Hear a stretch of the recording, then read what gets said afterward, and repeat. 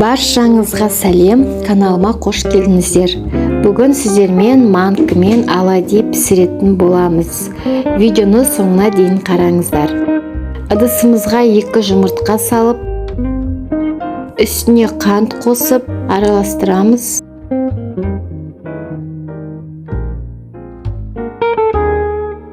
Кішкене тұз салып араластырып, кефирімізді құйып, тағы араластырып аламыз. Енді манкымызды қосып, жақсылап венчикпен араластырып аламыз.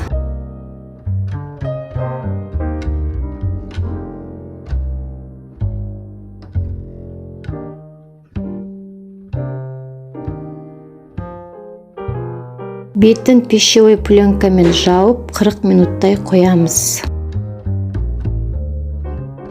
Міне 40 минуттай тұрды. Бетін ашып, чайный сода қосып, тағы араластырып аламыз. Енді табамызға май құйып, қайнатып алып, ас қасықпен салып, 2 жағында қызартып пісіріп аламыз. Қараңыздар, керемет болып шықты. Жұп-жұмсақ, дәмі ерекше болды.